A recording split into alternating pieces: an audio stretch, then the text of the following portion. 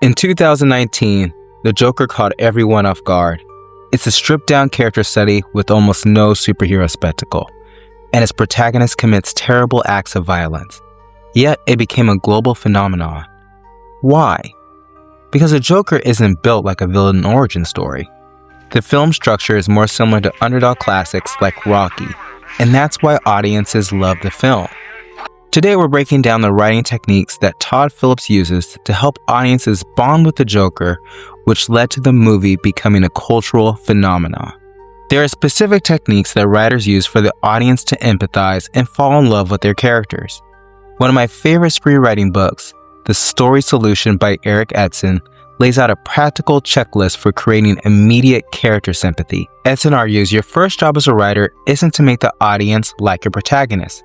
It's to make you bond, empathize with them. These techniques work even if the character becomes a villain or morally complicated by the end of the story. Edson identifies 9 different ways to build sympathy for your characters: courage, unfair injury, skill, humor/being funny, nice, trapped in dangerous situations, loved by friends or family, hardworking, and obsessed with what they do.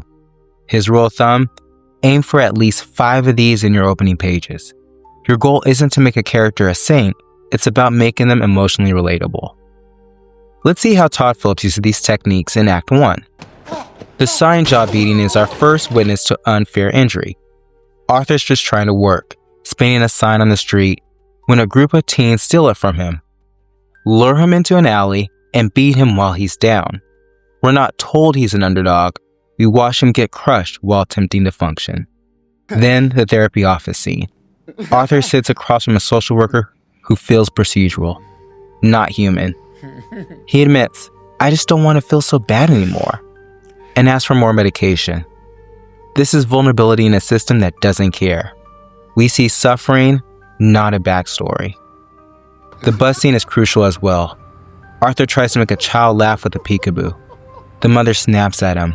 His neurological laugh triggers. He hands her a card explaining his condition. This moment does 2 things. It shows him a tempting connection, and it punishes him for trying. The laughter is a social curse for him. At home, Arthur checks for an empty mailbox, brings a dinner tray to his mother, and watches Mary Franklin with her. This establishes responsibility. He's a caretaker with a routine, not a drifter. Then we see the Mary Franklin fantasy. Arthur imagines being in the audience, being seen, embraced like a son. The core wound is clear. He doesn't want fame.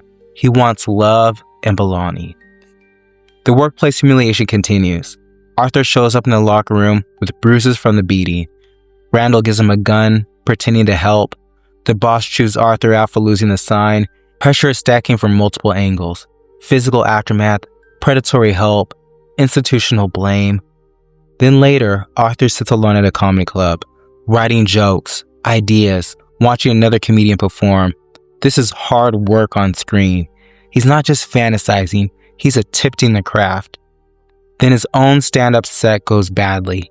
He can't control his laughter, struggles to get through his jokes, and the room doesn't respond. The underdog isn't just losing, he's losing at the thing he loves in front of people. This is why the movie works. It shows pain in real time, not through dialogue or exposition, and once that bond is built with the audience is willing to follow the Joker anywhere. Most villain arcs fail because the character flips like a light switch. One moment they're normal, next minute they're evil. The Joker doesn't do that. The structure Todd Phillips uses follows a specific progression to make his future criminal acts relatable. Let's walk through Arthur's progression. First, the subway scene. 3 men harass a woman. Arthur's laugh draws their attention. They beat him. He pulls a gun and kills them. It's self-defense, or close enough. It's panic, not premeditation. This is his first power moment, and it feels justified. We understand it. Then, the aftermath. Arthur discovers Thomas Wayne dismisses the victims as clowns on television. The message reinforces what Arthur already suspects. The world doesn't care. The people in power see him as disposable. This isn't a villain turn, it's confirmation of his worst fear. The hospital revelation about his mother is next. Arthur learns Penny adopted him, that the abuse stories were real, that his entire understanding of his origin was a lie.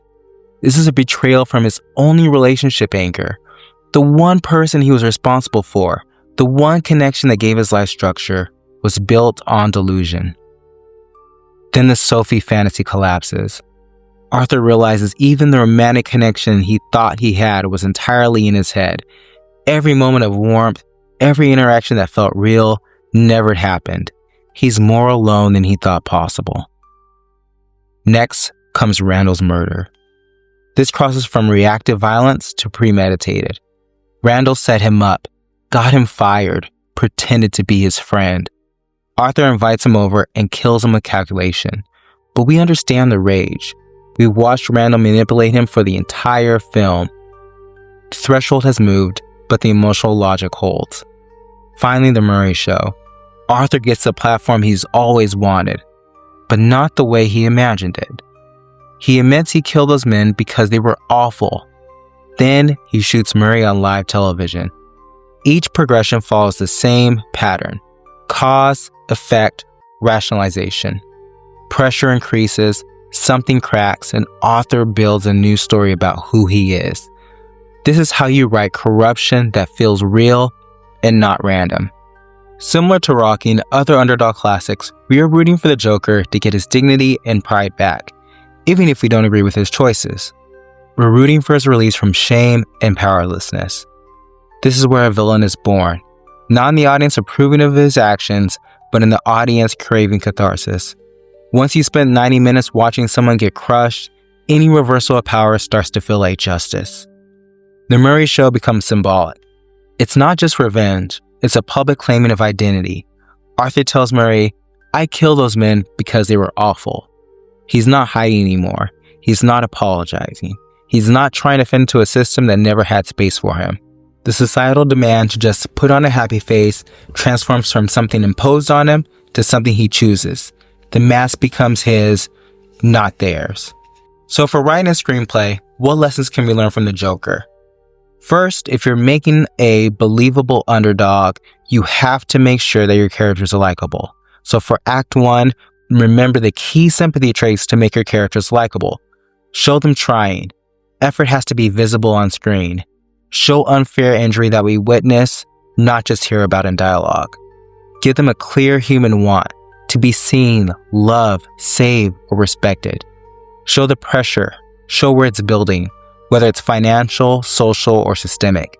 Add one relationship that creates responsibility, even if it's flawed, and include a small amount of hope so we want more for them. Building a believable underdog is about your audience understanding the pain, the goal, and once you align us with a character through structure, even a villain can feel like the only possible ending.